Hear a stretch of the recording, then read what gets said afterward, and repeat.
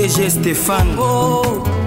Balamwange Congo ya Lumumba Congo Tafachi Beton Tangwe koki oyoyo Tangwango yangoyo ekoki Tolanda kango Papa Stéphane Balamwange oh yeah. M23 AFC Corneille Nangaa, Joseph Kabila, Moïse Katumbi, ils sont nombreux avec leur armée numérique. Est-ce que Nambo Kanabiso à Kinshasa, connaissez-vous un ou deux personnes où il y a armée numérique, il y a M23, où ba téléméakaka ba konzi, pe bazakana respect à Tamokete, connaissez-vous un? Naebite? En dehors de ça, consultation. Awa et Salemi Pelelo et Sili. Nalandaki Zakari Baba so ya sali lecture. Mokwa Katani à comprendre tema Mabanda Otanga.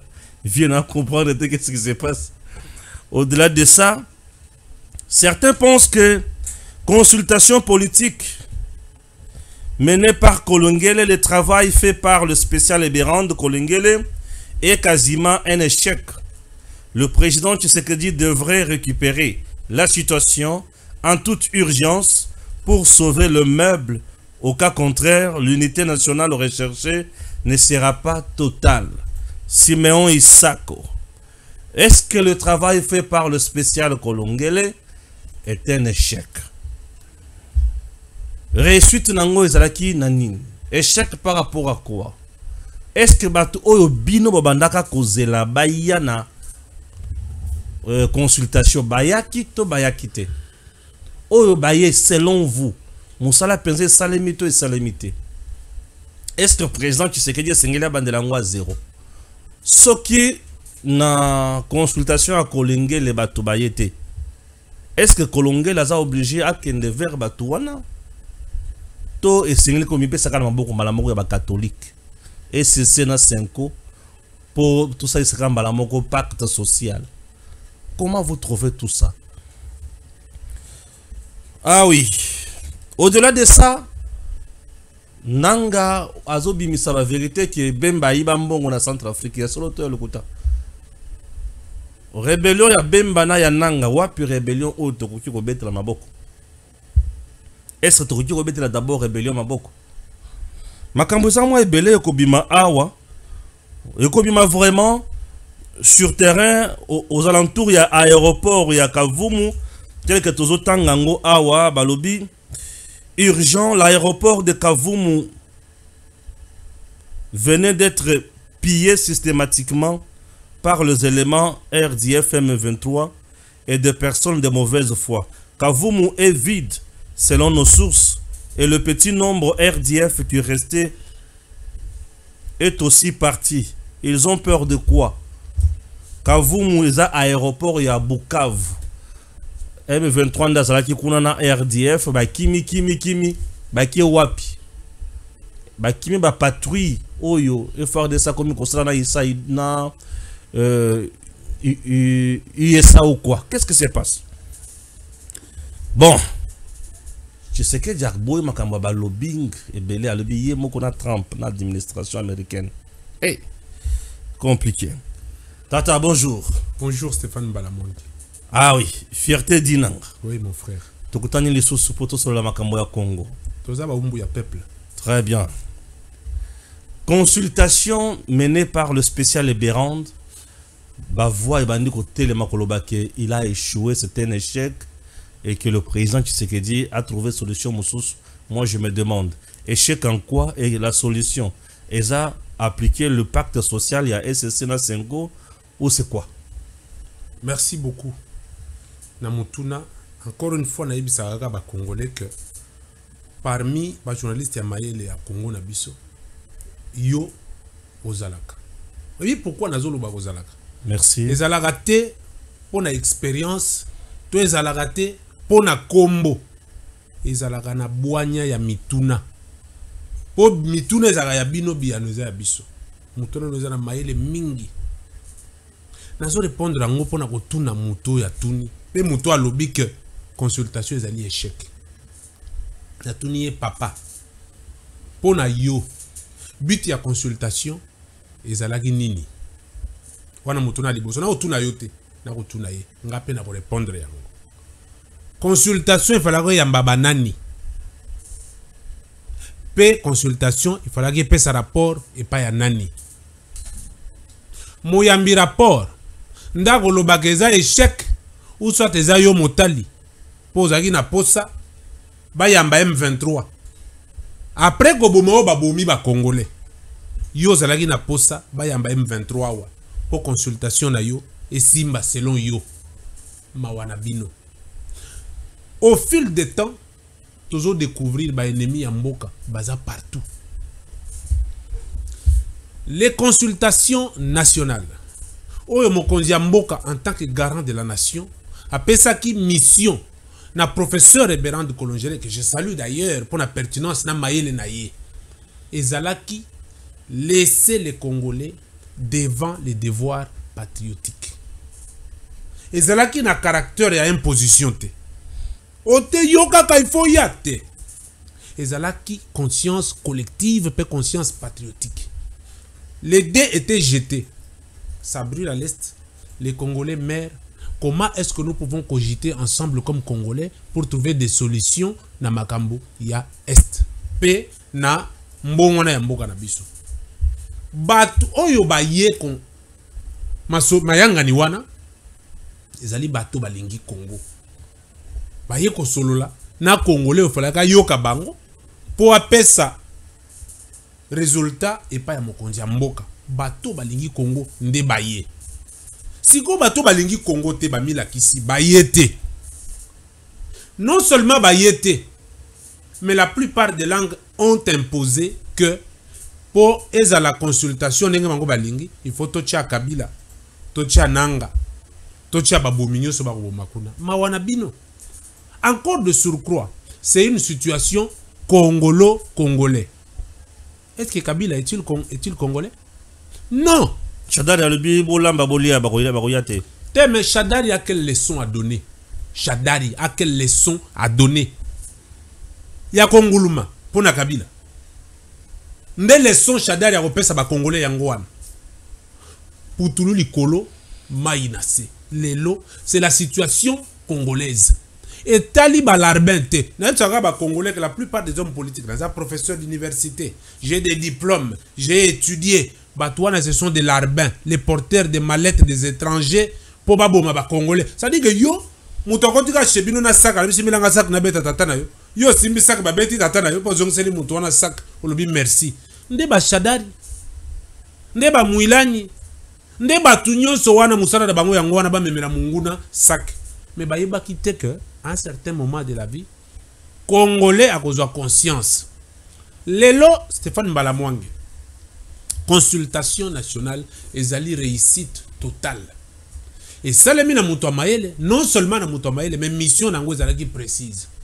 Discuter avec les différentes tendances, que ça la rapport, côté de la mokonjambo. C'est quoi ezalaki mission nini? Balobaki ke muto ko la consultation ke na chambre ya muto. Mais on dit que ça passe tout la cohésion nationale vie bateau bayaki, c'est ça le problème. Bateau bayaki bakesenina bateau mususu. Il fallait y nanga ya. Il fallait y Kabila ya. Cohésion nationale les années, c'est les trains qui marchent. Ceux qui veulent aller avec les trains bazokende. Ceux qui ne veulent pas batikali. Et le Congo ne peut pas avancer au gré des ambitions des aigris. Des personnes qui veulent se positionner pour leurs propres intérêts. Mais où est l'intérêt de la République? C'est le bien commun. Ce qui tozoko bunda pour l'intérêt de la République, se faut baïa. Oyo baïe ne balingi République. Il y a un toko yebisa professeur Ebérand que moka koswa. Félicitations à Moussa Lassali. Ajo agaka biano apesa mokonzi ya mboka qui est le garant de la nation, la seule personne qui juge l'importance et la nécessité. Yende muto ayebi nini ya kosala na biano wana. Ba mutu Congolais aza koleka Congolais mususu azate. Tolanda ba kombo te Kabila yibi kombo ya famille Kabila. Lelo to komo lo ba Kabila to aza Congolais. Mais ayibi kombo ya bato. Abomi mutu. Ayibi kombo na ye. Aye ko nyoko la bande kwa mutu wana. Azui bo mengo nyonso yaye. abomi bazo abomi biloko nyonso ya mboka oyo ya komi mwana ya Kabila komi congolais. Mais ba petit congolais avec un quotient intellectuel en deçà de la moyenne, baza comme massacre ya Kabila balobi, Kabila azonga. Mais finalement vous êtes qui? Les lots. Ce qui fait Tshisekedi azalaki congolais te. Ce qui Tshisekedi alingaki Congo te. Mbele na Congo tozana kimia. Ça c'est bête à rater. Moutouka la est soka sala boum, allez brassage. Allez boum, allez yaka boya négociation. On allait vivre en paix ce qui Tshisekedi azalaki congolais te. On allait vivre en paix ce qui Tshisekedi alingaki Congo te. Aujourd'hui, nous sommes en turbulence parce qu'il y a un Congolais qui aime la République, qui veut donner la paix une fois pour toutes. Bah tout nyonso ba ko ya ndenge bazoya musala bango ezani tozala sous-colonisé par le Rwanda. Ndebiso tolobi Tshisekedi ou rien pour le moment. Qui miekota makambo ekende. Ba ennemi à la République lelo. Pas si nanga ezali. Comment on a même vous qui vous disiez que vous étiez journaliste? Je suis journaliste d'investigation. Na habité mo wana so botangi ngona cour nini. Etika lika ka ndengo wana. Je suis journaliste d'investigation. OK o lokoti makambo na kikoso ina ngona plateau. Na za journaliste d'investigation. OK ibaliye si mbongo po ya koteka mboka. Na za journaliste d'investigation. Baliye si mbongo po finga ka bakonja mboka. Na za journaliste. Tala mnde kona yo Israël mutombo makambo azo sala. O eza sonité. Est-ce que Israël mutombo za différent na Pero Loire? Non, mais on ne parle pas, je n'ai pas posé la question au sujet d'Israël Mutombo. Est-ce que Azali différent na Pero Loire? Tala, maman Soumino a commis ministre Galelo. Moutouali Bosso a sali prophétie ya Kindoki. Ezande Israël Mutombo. Moi si a rosali le quand on dirait nanda kuna ya zana moi cité. Moi si azana nanda kuna ndé moi si a maïe koleka ndé moi si a bien. Maman wazo kangamboka azamwa. Est-ce que maman Soumino a différente na moi si na nda? Bon on so basi. Prophétie ya mabe mama wana ko sale loko te mama siko mama Soumino ya zana musala ko liesa ba journaliste te hano bage mutombo ya kana peso mbongo po oloba malamu na ngai te yo tante ofongoli porte ti bakangeli yo ale finga mama Soumino ko sale loko te mwasi abomisi mutu asali boy ba journaliste oyo bazana mbongo ya Rwanda oyo baza ko lia na minguna. Non mais attention, ce sont des accusations très dangereux aux Salawana. Nazako ebisa boye. Asa aliambongo Rwanda. Yo kana ebisa yo ndeko na ngai. Comment tu peux comparer na Pero Loire? Nazolo ba ke bazoyeba mbuma nzete ya malamu na mbuma na yango. Soko za journaliste ya malamu. Si makamuzo bimisana munoko na yo ndeto koyeba ke mutoyo azolo makambo ya malamu. Siko ça ezo brûler na est. Masa ezo beta. Yo lingyo la musa grogne awa. Oyebisa batu ke mama Soumino abomi policier. Maman Soumino bazobo mana est pe bazobo mao eza langage nini badus bazo benganga nazo ko répondre bango ndengo wana pona bayebisa bango ke vous n'allez pas m'intimider. Ce n'est pas dans cette république que vous allez intimider ceux qui veulent que le Congo marche.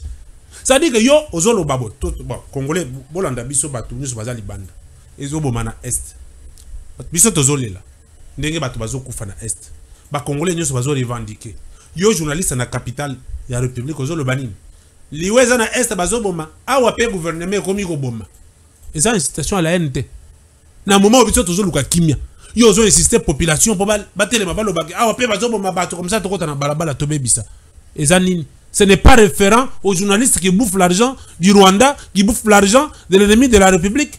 Tout ça na posa kimia yango na toko yebisa ke ba Israël Mutombo ba Pero Loire ba susu na dia otanga bango te parce que ils valent rien du tout. Batu nyonso wana bazana musala ya munguna il faut batala bango malamu bazana musala ya munguna. Le Congo est un et indivisible biso nyonso foto la muntu moko journaliste ya solo ndengo sala musala na yo mobali ya mama aza papa maman na biso Congo papa na biso Tshisekedi. Toi tu accompagnes la politique du président de la République, tu accompagnes la vision du développement de la République, tout le monde te suive. Pourquoi les gens ne peuvent pas emboîter les pas de Stéphane Balamwang? Parce que toi tu dis que Tshisekedi peut passer mais le Congo va rester. Mais Israël Mutomboye, tu sais qu'il peut passer, le Congo va passer aussi. C'est un monsieur qui fait un bon travail que je respecte beaucoup. Zala un peu na mulongo, hein. Les bons travail. La malam ou bien. Zala na mulongo to kende bien. Parce que je ne comprends rien. Nous sommes au niveau ya bato bazo telemela, o bazo kanisaki. Mais bah y'a pas bato balobi que consultation et simbite ko simbate. Ce sont eux qui sont en train de faire la prophétie Yamabe pour la consultation. Oh yo, il faut esangisa ba congolais. Oh yo, problème particulier avec Israël Mutombo. Non, j'ai un problème particulier avec des personnes qui ne comprennent pas que nous devons sauver l'avenir de nos enfants.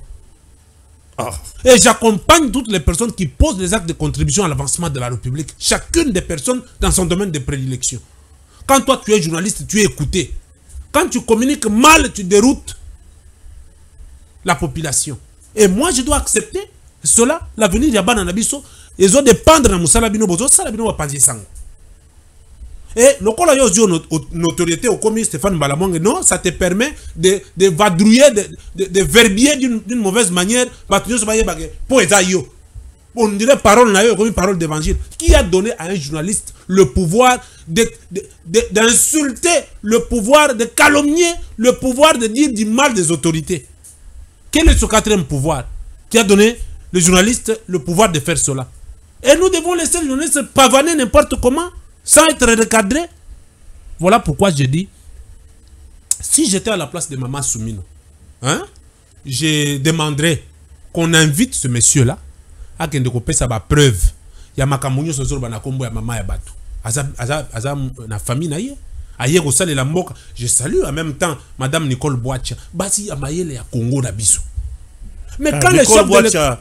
Durkaba est chef de l'État. Mais oui, Madame la Durkaba. Ça, j'ai la question politique et diplomatique. Le jour où j'ai tenu langue avec cette dame de fer, j'ai compris que le chef de l'État n'avait pas tort de pouvoir instaurer la représentativité des femmes et la masculinité positive.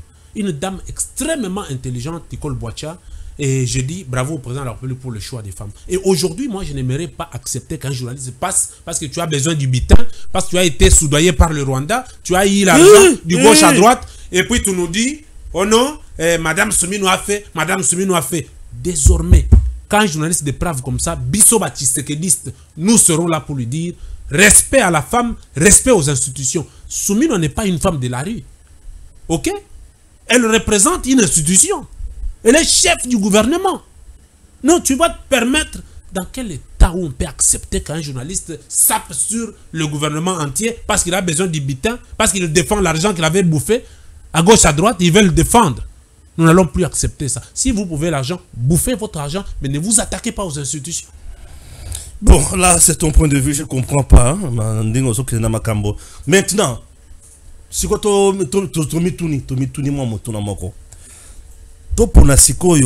peut-être le pacte social 5 SCC peut sauver la République. Ce qui va que Kolongé a échoué. Le pacte social, est-ce qu'on ne peut pas tenter aussi avec ça pour avoir vraiment une unité nationale? Pour pacte, on dirait Kabila Lingi Ango, Katumbi Andimi, Bandimi pacte social. Il y a SCC na 5 ans. C'est pour sauver les assassins. Oh, oui. Le pacte social pour sauver les assassins. C'est pour sauver les assassins. Comment ça? Parce que l'Église catholique elle-même a déjà montré ses défaillances. L'Église catholique, aux États-Unis, on a bien bangote. Oui, bien délégation, comment l'Église catholique a la lobby, il y a Banguna Mboka. Comment tu peux insister que tous les gens qui Kabila bomi batu na mboko yo, Arma Tungulu, Thérèse Kapangala, Rossi Mukendi, Gloire Dinanga, batu nyonso wana bakufi Kabila bomi bango na mboko yo. Et puis de surcroît, Congolais nyonso ayebi que Kabila n'est pas Congolais. Olive Lemba ke kosala nini na Goma na Nanga. Toki na Bukavu zo kwa. Olive Lemba ke kosala nini kuna? Olive Lembe na Bukavu na Nanga. C'est ba image musubino ba batala bango te. Akenda ko pe akeko sala nini? Ko ravitaye bango te. Na nini? Na mbongo te. Oh. Olive Lemba za mwasi anani? Ya Kabila te. Proximité na ye na Nanga eza nini? Moi je n'ai pas vu Madame Olive Lemba. Moi je n'ai jamais vu journaliste investigation. Je suis journaliste. Kasi bokimela kaka pona ko finga ba konzi na investigation. Nazolo baboye. Senko, Katumbi, Kabila, na batunyo Nanga eza bloc ya banguna ya République. L'église doit être au milieu du village. Quand l'église commence à prendre penchant, non. Bisoto yebi lelo que ce qui fait mal, c'est la congolité. Congolais, il faut comprendre. C'est maintenant la congolité qui prend la place. Les Congolais se sont réveillés en Félix Tshisekedi. Félix Tshisekedi a réveillé l'essence de plusieurs Congolais pour dire que oui, s'il faut discuter, c'est d'égal à égal. Mais nous devons protéger l'intégrité territoriale. Ce qui Tshisekedi a koufi, parce que il veut que le Congolais reprenne leurs valeurs. Il y a un Congolais où Tshisekedi n'a bien, en tout cas, franchement, tu n'as rien compris. Tshisekedi n'est pas éternel. Même pas la sélection naturelle, il peut passer. Mais le Congo ne passera pas. Quand vous avez quelqu'un qui veut remettre les trains sur les rails, chers Congolais, ata bolingi mutu na yete. Mais bolinga makambozo sala. Parce que hier, koko sunga mboko yo. Ndeko nanga, l'église catholique a dérouté depuis très longtemps. Kabila o batnyo bazolo, il n'est pas congolais. Soko toko lukaye ayaka to ça la pacte. Pacte to ça la pacte na mutu libande ko vi mizoli bomut. Katumbi n'est pas congolais. Kabila n'est pas congolais. Bango Mibale, nous avons appartenu à la famille de Mouzé en 1997. Image Joanne Ezali. Katumbi ono, je suis le produit du poisson. Kabila yeko kutanga yawa, bisoto yagi na papa na ngai. Batuwa na nyosu tu ata toza maelete. Kaka pona nzala, toyembela ka bango nde tolobi boye. Tshisekedi Félix reste intransigeant sur la discussion avec le Rwanda, avec Nanga, avec le groupe rebelle. Tshisekedi dirige pour son temps. Et pour son temps qu'il est en train de diriger, le chef de l'État fera ce qui va dans l'intérêt du peuple. La consultation est une émanation de la volonté populaire.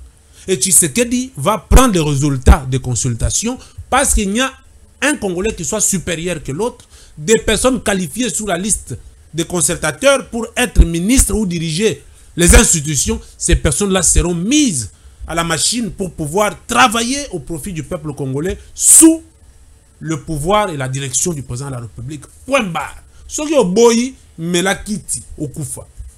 Ce qui est boyi, lukanzela na yo, lukamboka na yo. Voilà, nous partons sur terrain. Mais na terrain, makambozo, il na moni lelo, ba image bazo la kisabiso, M23 bazo kima na niveau ya aéroport ya Kavumu na Bukavu. On peut dire que petit à petit, bazo kokaso sur makamboto to nini.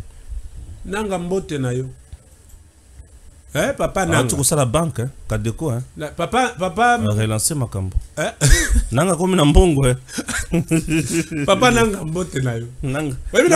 Nanga promet. Obe la opese mbote pona ni. OK, na ebita. Bitumba. Il faut ko banda yango. Ouais. Mais kosili ça. Ils a pas si mingi. Comment compliqué. Nanga dans la pression ebele. Les Félix Tshisekedi bravo quoi. Tango bazo ya tozo kanga goma, tozo kanga goma. Bambongo nyosa kana banque kuna. Esi elungwaki. Esi yaki Kishasa. Tozo babango. Bokota population mutakoli ya bino. Tango bakoti bakanisi ke banque eza na mbongo. Buga vide. Et comme nous demandons les soutiens de qui? C'est ça la guerre. Ce qu'on a minito, nanga azana problème. Les enseignants, les fonctionnaires, batunyo soan, bazo telemele babi futabiso. Tshisekedi pe mayele. Mbongo ekende kunate. Bak. Etikali awo. Tokotinda ngona voix nini? Bino bobuki biloko nyo. Tokotinda mbongo na nini? Yo le bi kozo ya ko libérer batu. Batu bango na libérer bango. Ah, tout le monde n'est pas payé maintenant. Et ma militaire na ye. Tu n'es pas informé? Na ba militaire na ye. Ada ko futa bango ba misu $300 par jour. Oh yaki na bango wana. $300 par jour, $150 par jour. Finalement mbongo wana déjà le sous-souté. Nde résultat ya ba pillage komo yoka wana. Nanga futi ba soda o ya defa ki na mboka mpaya pona wa kobundisa ye ba libérer Congo te. Ba komi ko réclamer mbongo na bango, ba soda ba se prendre en charge. Ba komi copier. Dans les jours qui arrivent, on yoka ke batiki mutakala. Nanga sera déshabillé. Parce qu'au moment où je vous parle, non, et puis avoir un patriote qui aime la République, Tshisekedi a montré à Nanga que non, tu ne venais pas libérer le peuple. Tu viens pour tes carrés miniers. Tu viens pour tes intérêts personnels. Or que les carrés miniers, les sols et le sous-sol appartiennent à l'État, la loi Bakajika. Bien sûr. Vous voyez qu'il y a une situation très compliquée qui s'est passée au niveau de la douane. Il y avait un accord, il y a 3 nations, Rwanda, Burundi et RDC. Sur un document, il y a laissé passer, il y a accord, il y a 3 pays. Laissé passer, à son temps, il n'y a pas d'habitude à $90. Na Rwanda, $15, na Burundi, $25. Mais le gouvernement congolais, au travers des efforts de la DGM, babunda pour document wana ekita $10. Na Congo ekita $10. Si vous voulez voyager avec ce document là, ils ont $10 et pas na biso. Libérateur ayeyi a commis document wana au moment où je vous parle commis $100. Libérateur yewana. Et au moment où je vous parle, soko tindeli mutu, moi j'ai des frères à Bukavu. OK, au sala MPS au tindela ndekono na Bukavu. Au tindeli $100. Soko ezo koma. Na cabine pas MPS komi, bakati ye $30. $30 et 30% à $100 c'est combien? C'est $30. $30. Bakati ye nanu pas mutu à cabine avant. Pourquoi? C'est le système instauré nani ya routine de l'ombongo nanga che système one. OK. Libérateur ye wana, batindelo $100 bakati yo $30. Et tant que zobimisa 70 na tirali wana, il y a des militaires na bakabine nyonso. Okati $15 au pesi droit. Il y a ba militaire onanga ina bango. Nde pana yo zongi na 50 ko salo lokote. C'est ça les libérateurs makambo a créé na est pe na Bukavu. Comme nazo yebisa. Ba journaliste investigation ba moni ngote zali mutombo. Amoni ngote po alo bango. Il n'a pas vu ça. Po alo banengwa. Nde ba réalité. Bango bazolo bakaka kofinga sumino. Kaka kofinga ba autorité. Kolo ba avancer ya république ba yebia. Oso mon émission ya Israël mutombo lobike mboke zoke ne malamu. Tu sais que nazo sale loko te sumino nazo sale loko. Tango zolo ba ke sumino sale loko te. Par conséquent, tu attaques au chef de l'État. C'est Tshisekedi qui n'a rien fait selon toi. Ça dit que les ennemis de la République sont partout. Botika kolia mbongo ya banguna boko kima. Botika kolia parce que wallahi munguna okota na Kinshasa wate. Ba ville nyonso wana nzale kozwa bango. Batu ba kaka le peuple ya Bukavu ba kolia nanga. Ba kolongole bilamba ko tike mutaka. Ya mwana toko yebisa ba congolais bino batu ba kolia mbongo ya batu. Nanga sali banque déjà. Kadeko est tombwami. Et ennemi. Kadeko. Na lobby pour créer une banque. Tout ça batu maïle. Il y a la politique, l'ambition et le moyen. C'est ce qui fait un projet. Je me répète bien, la politique, le moyen, l'ambition et le moyen. Nabilo komisa to nanga zanani. La politique émane de la volonté. Certes, il peut avoir la volonté de créer une banque. Mais le moyen...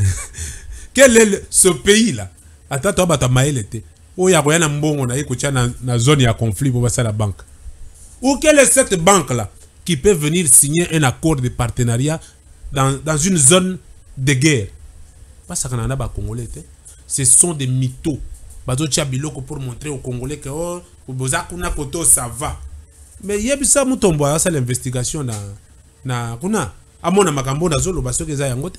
Botika kofinga bakonzi bolo ba makambo oyo ekosunga mboka po bano boti na bano na boti différence ezate mungune soka akoti abani ko beto film na libumu ako épargner moninga te bozaki na bilobela na télévision te na yo nanga biso ba bita biso ka film to koma ba umbu nanga ce qu'il fait à l'est à Bukavu c'est un leurre. Ça veut dire que c'est quelqu'un qui croyait que tu sais que des agis na nerf facile pourtant au lycée c'est robeta négociation brassage mixage pour bazwa rwandais ya kabila ba commissaire le susuli omonike putulu e komi likolo mainase tango Tshisekedi alobaki ke l'FC kabila kimi Congo bonani soka za makasi aya Olive Lemba za wapi bazonga na Congo Tshisekedi ayebisaki ba congolais oyo ya chef de l'état pani nazo kangate te wana za mokonzi c'est une institution ayebisi bino que nanga eza kabila eza M23 Kabila tout la musique yazaza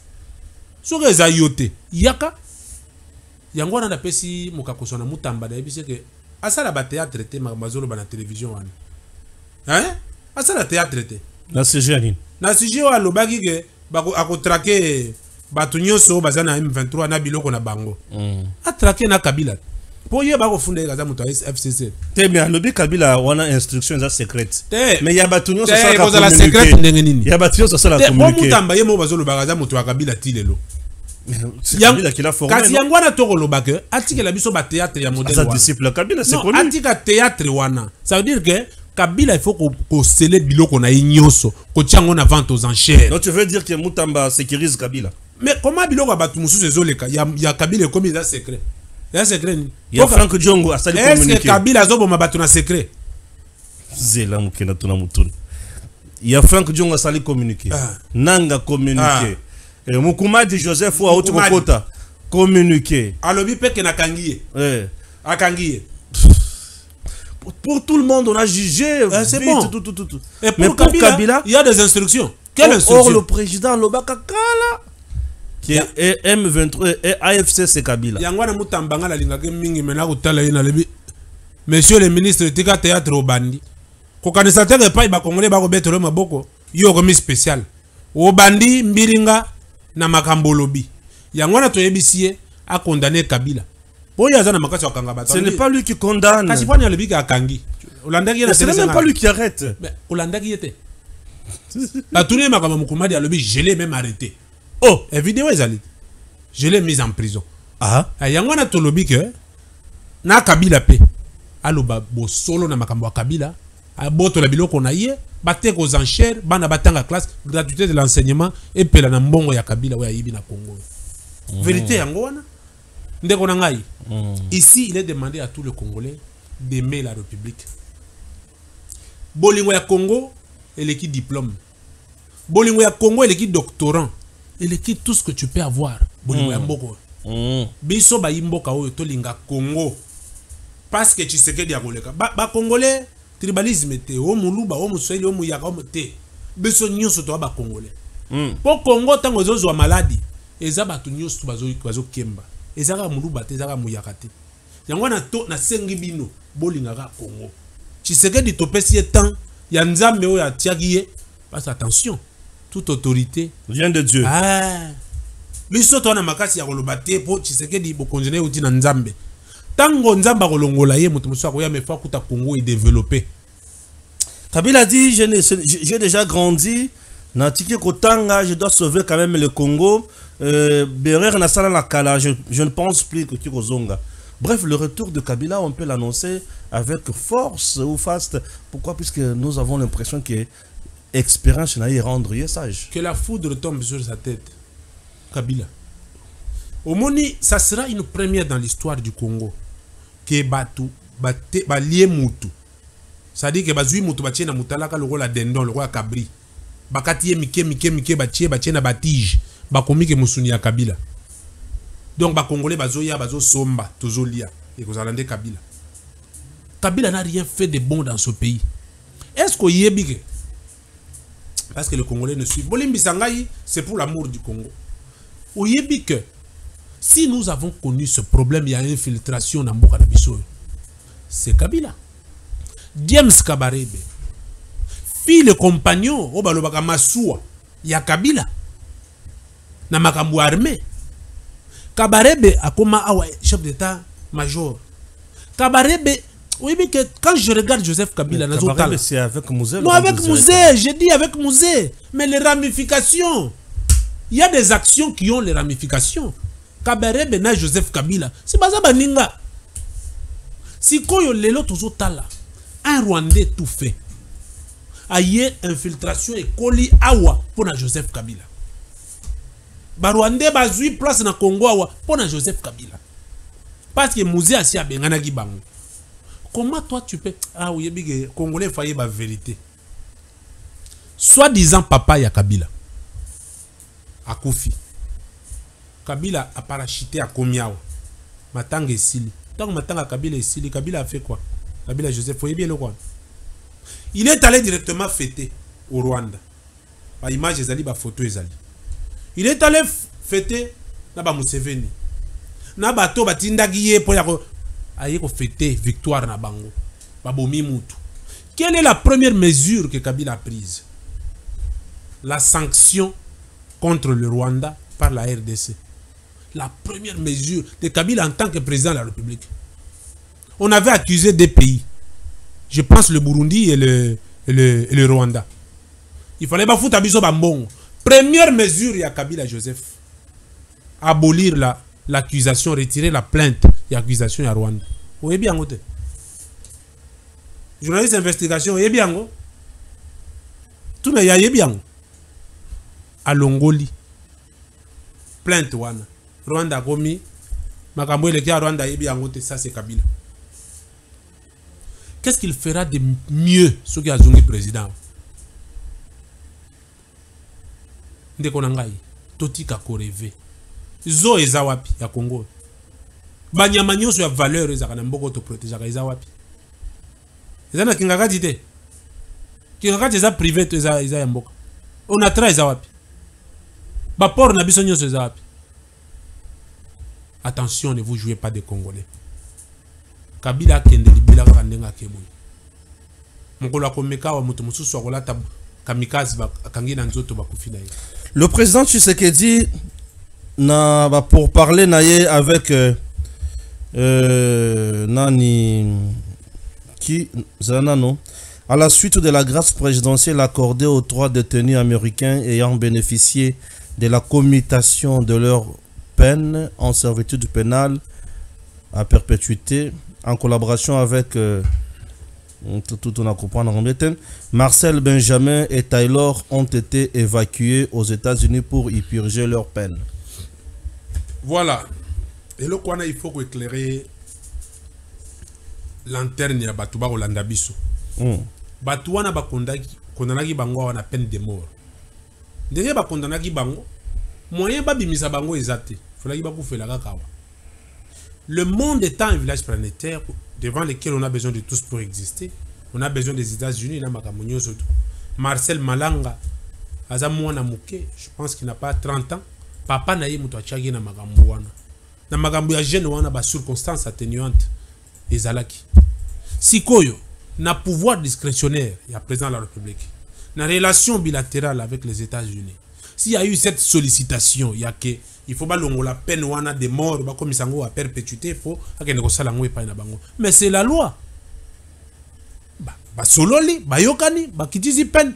Mais information que baza évacué et pas na bango, naza nangote. Mais Tina Salama, porte-parole du chef de l'État. Très bien. Mais ce qui ba il y a 2 minutes. Vice de procédure exacte. Ba violer principe mon côté. Nous sommes en train d'entretenir des relations bilatérales avec les États-Unis, d'où les petites choses qui peuvent nuire à ces relations, il faut to kundayango to bongisa makambo kende liboso. La personne tutelle ya makambo na zaki malanga si akufit a payé prix na ye, il y a trahison. Alors moi na zaki na problème ni ma papa muto amemagi. Et si les États-Unis ont réclamé les leurs, ba relation diplomatique et senga ke batuba solo la. Ba solo li bakei wana eko ça ne fera aucun débat, obligé d'aucun débat. L'administration Trump avait voulu Kobanda Kosolola directement dans le gouvernement, dans le président Tshisekedi, qui est à travers la maison, le lobbying et qu'on sort tout. Pensez-vous que c'était la meilleure décision pour na Kolongo la bateau et la Kolia Bakanyaka et le pourcentage? C'est une très bonne chose. Le Rwanda a gagné en quoi? Kabila Pesaga Kagame le pouvoir de faire le lobbying sur tout ce qui rentre en RDC. Nini? Kabila Joseph a Pesaka Kagame le pouvoir de faire le lobbying sur tout ce qui est RD Congo. Il y a des officiels congolais qui d'antan étaient dans des réunions aux États-Unis un peu partout et voyaient les Rwandais se représenter sur la liste de Congolais pour défendre les intérêts du Congo. C'est la mort de Félix Tshisekedi. C'est ce dont il est en train de jouer. Yango wana bato bazo comprendre Tshisekedi. Comment tu as sommet Mounene, c'est le Rwandais qui bénéficie des avantages des Congolais. Et ça, c'est sous Joseph Kabila. Voilà pourquoi Tshisekedi va nous laisser un pays responsable. Biso, il faut te discuter avec Batouana. Comment tu as bouc émissaire? Nous sommes un État indépendant et responsable, souverain, comme on l'a dit. Cette souveraineté prime surtout, nous devons discuter avec nos interlocuteurs. Nous devons discuter avec nos partenaires. On ne peut pas mettre quelqu'un avant de signer un partenariat. Il faut que Rwanda Morazalawana Yazo sa biso bitamike. On dit que Tshisekedi a bradé maintenant va minerai. Il faut prendre pouvoir. Si c'est pour la paix, aucun Congolais ne me le contredira. Si c'est pour la paix, au lieu que Mouyibi aya ko yibangwa boma ba Congolais, il faut Tshisekedi a bradé yango. Président, donne aux Américains, donne aux Russes. Baya ko tongela biso, baya ko développer mboka. Ndeko nanga, biloko mosusu il faut pas porter des gants pour le dire. Soko kena Lualaba, okomona à peu près 400 conteneurs de minerais zobi mezoken. Biloko wana e banda ko bima. Na Kabila. Et continuer na Katumbi. Na Kiabula. Na Masuka. Siko soki mokonzi mboka lobi ke bon. Makambo to chango au clair. Top kabola pourcentage. Pour ce qu'on a des minéraux au Kabangote, bakosalo bitumbaka nde bazosala biso wana. Ba ko boma batwa. Mais il faut des cadres légaux. Oko batwa na baya ko zwa minéraux na ndenge ya bien, batike la biso développement. Yozo kanzeka na ba masisi wana. Soki comme centre ya vie. Ba activité comme kuna ba makambo comme mwe ba immeuble tongami ba mutakoya ko sala mbilinga place wana. Mutakoya te. Et c'est ce que veut le président de la République. Si les actions du président de la République valent la paix, biso tokoloba ke mokonzi tokie Congo nyokwa mingi ba mort oyo Congo à connaître depuis quelques décennies ata Hiroshima na Nagasaki et tigala ko sala ndengo wana te. Nous sommes le premier pays meurtri du monde. Nous ne pouvons pas accepter que batuba kufaka kaka. Yangwana bisonyo so espoir des en Afrique Tshisekedi. L'homme qui dit non. Abongi c'est la biso Congo. Tango bana na biso bakoya biso tozate, bakuta Congo ya ba responsable. Merci. Et un message pour finir. À tous les journalistes. À tous les journalistes qui croient que le métier du journalisme fait de vous des personnes exceptionnelles. Dans la malléabilité, dans la précarité. Pour boli aka mbongo ya ba homme politique bofinga ka ba misusu. Boli aka mbongo ya mbanguna bofinga ka ba konzi. Message ezaka ka moko. Yo za plus congolais que ngai te. Pasi ya Congo ekozwaka bana na ngai épargner bana na yote. Développement ya Congo ekozalaka pona bana na ngai épargner bana na yote. Biso nyuso toze loko moko. Botika kozwa mbongo ya banguna pona kofinga ka bakonzi pona ko créer zizani. To pesi bango mbote ba pero luara ba Israël mutombo ba misu na ngotanga ba kombo ba tenga mi bale wana oyo bango bazo finga ka bakonzi awa na mboka. To pesi bango mbote to libo continuer ko finga bakonzi mais boboti bana na bino ba kotala bino biso pe to kotika bino te parce que quand tu insultes un premier ministre tu insultes le chef de l'État. Quand tu sabotes un premier ministre, tu sabotes la politique du chef de l'État.